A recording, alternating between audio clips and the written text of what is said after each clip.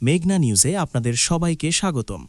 দর্শক, আজ যে খবরটি আমরা আপনাদের সামনে তুলে ধরছি এর মূল বক্তব্য বা থিম যদি আগে ব্যাখ্যা করি তাহলে বলা যায়, বাংলাদেশের রাজনীতিতে কূটনৈতিক তৎপরতা, আন্তর্জাতিক আগ্রহ এবং ভবিষ্যৎ রাজনৈতিক সমীকরণ এই তিনটি বিষয়কে কেন্দ্র করেই আজকের আলোচিত ঘটনা প্রবাহ।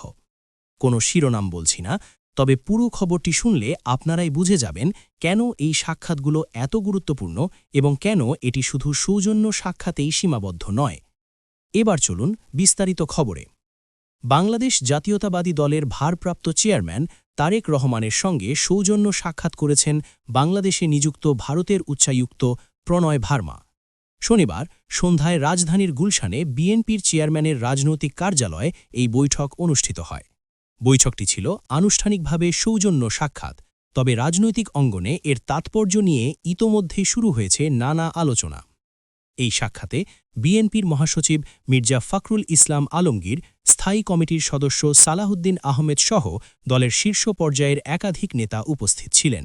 অর্থাৎ এটি কোনো একক বা ব্যক্তিগত সাক্ষাৎ ছিল না, বরং বিএনপির নীতি নির্ধারণী পর্যায়ের নেতাদের উপস্থিতি বৈঠকটিকে আরও গুরুত্ববহ করে তুলেছে।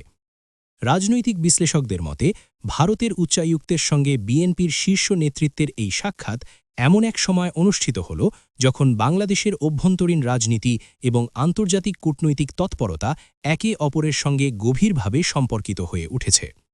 প্রতিবেশী রাষ্ট্র হিসেবে ভারতের সঙ্গে বাংলাদেশের সম্পর্ক সবসময়ই কৌশলগত গুরুত্ব বহন করে। সেই জায়গা থেকে বিএনপির সঙ্গে ভারতের কূটনৈতিক যোগাযোগ নতুন কোনো বার্তা দিচ্ছে কিনা সেটি এখন বড় প্রশ্ন।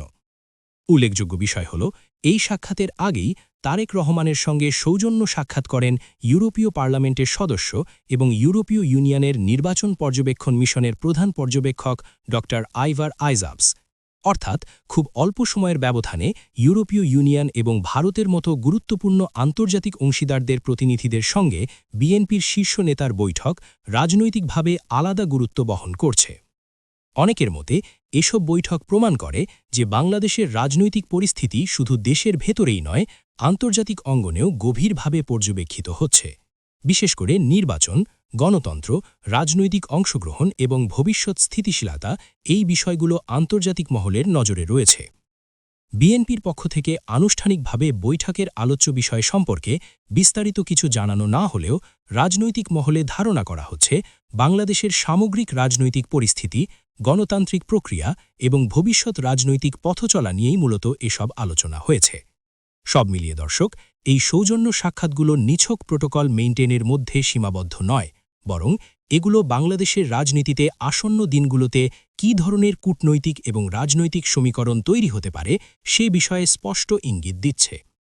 এই ছিল মেঘনা নিউজের আজকের বিশেষ রাজনৈতিক প্রতিবেদন।